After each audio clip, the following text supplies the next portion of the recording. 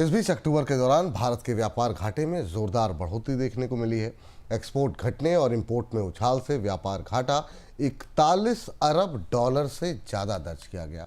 अक्टूबर के दौरान एक्सपोर्ट 4 अरब डॉलर से ज़्यादा घटकर 34 अरब डॉलर दर्ज किया गया और इंपोर्ट करीब 11 अरब डॉलर बढ़कर के 76 अरब डॉलर से ज़्यादा का हुआ है।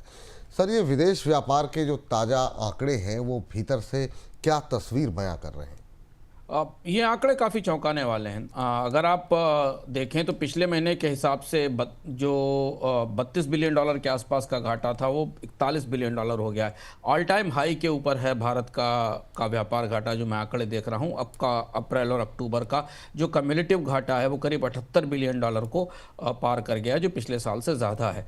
और अब इसको जब आंकड़ों को आप भीतर से खोलें तो इसमें दो महत्वपूर्ण चीज़ें दिखाई देती हैं कि गुड्स और सर्विसेज दोनों के एक्सपोर्ट के में गिरावट आई है और दोनों के मामले में व्यापार घाटा बढ़ा है। हालांकि सर्विसेज एक्सपोर्ट्स बेटर हुए हैं, लेकिन उसके बाद भी वो मजबूती, वो कुशन नहीं मिल पा रहा है। निर्यात में बड़ी गिरावट है। मर्चेंडाइज एक्सपोर्ट करीब 11% कॉन्ट्रैक्ट हुए हैं और सर्विसेज एक्सपोर्ट थोड़े रिजिलियंट हैं, हालांकि लेकिन उनमें डबल डिजिट की ग्रोथ नहीं है, सिंगल डिजिट की हाई ग्रोथ बनी हुई है।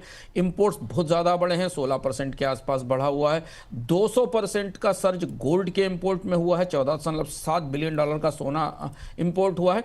इस इंपोर्ट में बड़ा हिस्सा सोने की महंगाई का भी और फेस्टिव सीजन का डिमांड थी और भारत में तमाम सोने के लेकर ETF में जो निवेश बढ़ा है। इसके अलावा silver, electronics, fertilisers, crude oil, ये 4 और बड़े हिस्से हैं जिनके इंपोर्ट में रिकॉर्ड बढ़ोतरी हुई है।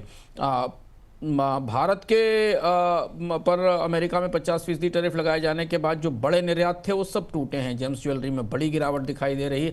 कई और महत्वपूर्ण निर्यात में हमें कमी दिखाई दे रही है, जिसमें टेक्सटाइल भी है, श्रिम्प भी है और जेम्स ज्वेलरी के बारे में तो हमने बताया। तो पूरा व्यापार हिला हुआ है। उम्मीद है कि आने वाले दिनों में अगर कोई ट्रेड डील होती है तो यहाँ परिस्थितियाँ बेहतर होंगी, लेकिन तो व्यापार घाटा चिंताजनक स्तर पर है।